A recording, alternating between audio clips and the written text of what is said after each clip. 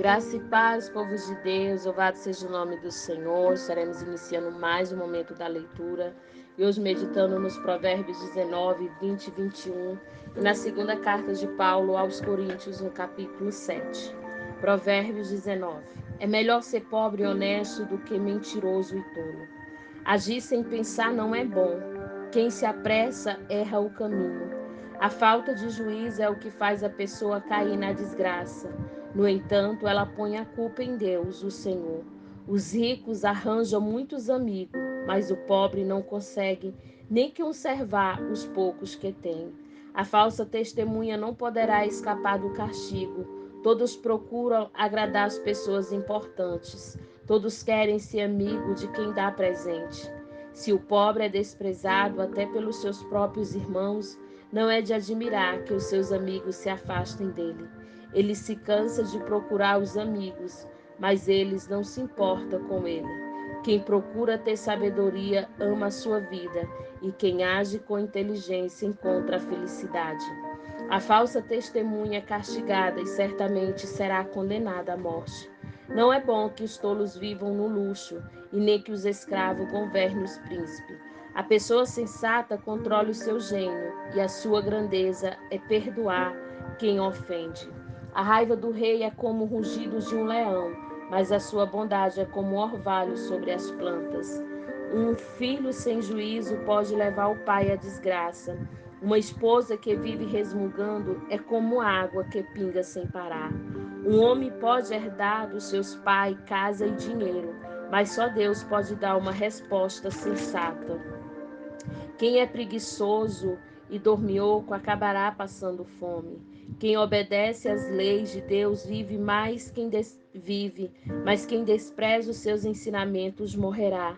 Ser bondoso com os pobres é emprestar ao Senhor, e Ele nos devolve o bem que fazemos.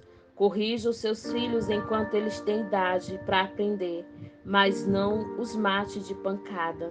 Deixe que a pessoa de mau gênio sofra as consequências disso, pois se você ajuda uma vez, terá de ajudar de novo. Ouça os conselhos e esteja pronto para aprender, assim um dia você será sábio. As pessoas fazem muitos planos, mas quem decide é Deus, o Senhor. O que se espera de uma pessoa que seja fiel? É melhor ser pobre do que mentiroso. Quem teme o Senhor terá uma vida longa, feliz e tranquila. Existe gente que tem preguiça até de pôr a comida na própria boca. Os orgulhosos devem ser castigados para que as pessoas simples aprendam uma lição de humildade. Quem é sábio aprende quando é corrigido.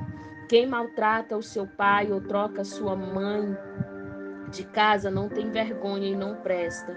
O filho, se você parar de aprender, logo, aleluia, esquecerá o que sabe. As testemunhas de mau caráter zombam de justiça. Os maus têm fome de fazer o mal. Mais cedo ou mais tarde, quem zomba dos outros será julgado, e quem não tem juízo será castigado. Provérbios 20. Quem bebe demais fica barulhento e caçoa dos outros. O escravo da bebida nunca será sábio. A raiva do rei é como o rugido de um leão. Quem provoca o rei arrisca a vida. Qualquer tolo pode começar uma briga. Quem fica fora dela é que merece elogios. O lavrador preguiçoso que não ara as suas terras no tempo certo não terá nada para colher. Os pensamentos de uma pessoa são como água em um poço fundo, mas quem é inteligente sabe como tirá-los para fora. Todos dizem que são bons e fiéis, mas tente achar alguém que realmente seja. Como são felizes os filhos de um pai honesto e direito. Quando o rei senta para julgar, ele logo vê o que está errado. Será que alguém pode dizer que tem a consciência limpa e que já se livrou dos seus pecados? O Senhor Deus detesta quem usa medidas e peso desonesto. A criança mostra o que é pelo que faz. Pelos seus atos, a gente pode saber se ela é honesta e boa. O Senhor nos deu olhos para ver e ouvidos para ouvir. Se você gastar o seu tempo dormindo, acabará pobre. Trabalhe e terá comida com fartura. Está muito Está muito caro, diz o comprador, mas depois sai e se gaba de ter feito um ótimo negócio. Há muito ouro e muitas pedras preciosas, mas falar com conhecimento, isso sim é uma joia de valor. Quem aceita ser fiador de um estranho deve dar sua roupa como garantia do pagamento. A comida que se consegue desonestamente pode ser muito gostosa, mas depois será como areia na boca. Procure bons conselhos e você terá sucesso. Não entre na batalha sem antes fazer plano. O mexeriqueiro espalha o segredo, por isso fique longe de quem fala demais. Se você amaldiçoar os seus pais, a sua vida terminará como uma lâmpada que se apaga na escuridão. A riqueza que ganha facilmente não faz bem a gente. Não seja vingativo, confie em Deus o Senhor e Ele fará justiça a você. O Senhor detesta quem usa medidas e peso desonesto. Se o Senhor quem dirige os nossos passos, como poderemos entender a nossa vida? Pense bem antes de prometer alguma coisa a Deus, pois você poderá se arrepender disso. O rei sábio descobre quem está fazendo o mal e castiga sem piedade. O Senhor deu aos seres humanos inteligência e consciência. Ninguém pode se esconder de si mesmo. Um governo continuará no poder enquanto for humano, justo e honesto. A beleza dos jovens está na sua força e o enfeite dos velhos são seus cabelos brancos. Os castigos curam a maldade da gente e melhora o nosso caráter. Provérbios 21. Para o Senhor Deus, controlar a mente de um rei é tão fácil como dirigir a correnteza de um rio. Se você pensa que tudo o que faz é certo, lembre-se que o Senhor julga suas intenções. Faça o que é direito e justo, por isso agrada mais a Deus do que lhe oferecer sacrifício. Os maus são dominados pelo orgulho e pela vaidade. Isso é pecado. Quem planeja com cuidado tem fartura, mas quem é apressado acaba passando necessidade. A riqueza que ganha desonestamente acaba logo e é uma armadilha mortal. Os maus são destruídos pela sua própria violência, porque se nega a fazer o que é direito. O culpado segue caminhos errados, mas o inocente faz o que é direito. É melhor morar no fundo de um quintal do que dentro de uma casa com uma mulher briguenta. Os maus têm fome do mal. Eles não têm pena de ninguém. Quando o zombador é castigado, as pessoas sem experiência aprendem uma lição. Quando se ensina o sábio, seu conhecimento é aumentado. Deus, que é justo, observa os maus e faz cair na desgraça. Quem recusar ouvir o grito do pobre também gritará e não será ouvido. Dê um presente em segredo a quem estiver zangado com você e a raiva dele acabará. Quando se faz justiça, os bons ficam felizes, porém os maus ficam apavorados. Quem se afasta do bom senso está caminhando para a morte. Quem ama os prazeres passará necessidade. Quem ama o vinho e a boa comida nunca ficará rico. As pessoas honestas ficam livres da angústia e os maus sofrem em lugar dos bons. É melhor morar no deserto do que com uma mulher que vive resmungando e se queixando. O homem sensato tem o suficiente para viver na riqueza e na fartura, mas o insensato não, porque gasta tudo o que ganha. Quem é bondoso e direito terá uma vida longa e será tratado com respeito e justiça. Uma pessoa inteligente pode conquistar uma cidade defendida por homens fortes e destruir muralhas em que eles confiavam. Se você não quer se meter em dificuldade, tome cuidado com o que diz. Chamamos de zombador o homem vaidoso, que trata os outros com orgulho e desprezo. O preguiçoso morre desejando muitas coisas, porque se nega a trabalhar. Ele passa o dia inteiro pensando no que gostaria de ter, mas a pessoa de caráter tem o que dá e dá com prazer. Deus detesta os sacrifícios que os maus lhe oferecem, especialmente quando oferecem com más intenções. As testemunha falsa será condenada à morte, mas a palavra da pessoa que costuma ouvir bem as coisas será aceita. O homem direito tem confiança em si mesmo, porém o mal só finge que tem. A sabedoria, a inteligência e o entendimento das pessoas não são nada na presença do Senhor.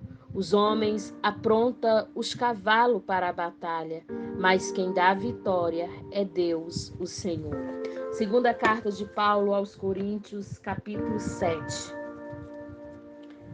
Meus queridos amigos, todas essas promessas são para nós. Por isso, purifiquemos a nós mesmos de tudo que torna impuro o nosso corpo e a nossa alma.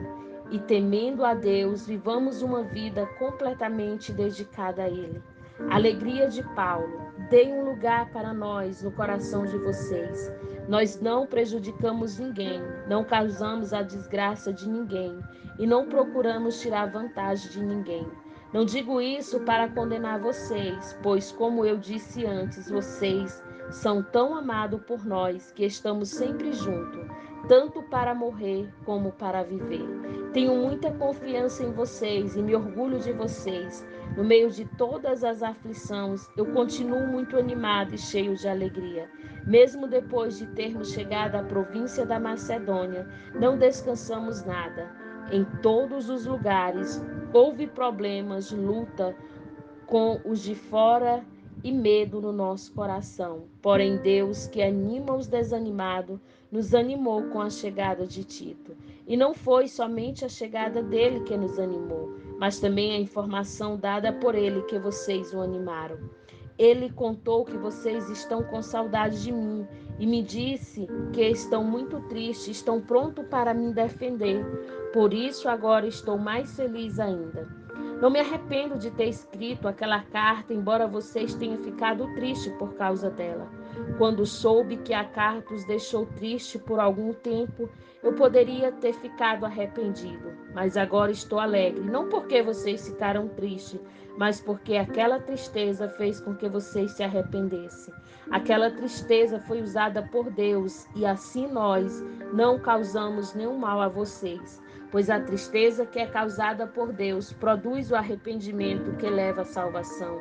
E nisso não há motivo para alguém ficar triste, mas a tristeza deste mundo produz a morte. Vocês suportam a tristeza da maneira que agrada a Deus. E veja agora os resultados. Isso fez com que vocês levassem a sério o assunto de resolver e defender. Fez também com que vocês ficassem zangados e com medo. Depois ficaram com vontade de me ver e resolveram castigar o culpado. Em tudo isso, vocês mostraram que não tiveram nenhuma culpa naquele caso. Portanto, embora tivesse escrito aquela carta, que eu não a escrevi por causa de quem ofendeu, e nem por causa da pessoa que foi ofendida. Pelo contrário, escrevi a carta para tornar claro a vocês que Deus sabe do grande cuidado que vocês têm por nós. Foi por isso que ficamos animados. Além do ânimo que recebemos, ficamos mais contentes ainda, vendo a alegria de Tito, pois todos vocês o têm ajudado a sentir-se bem. Eu havia falado muito bem de vocês a ele, e vocês não me desapontaram. Temos sempre dito a verdade a vocês. Assim também é verdadeiro o elogio que fizemos a Tito a respeito de vocês.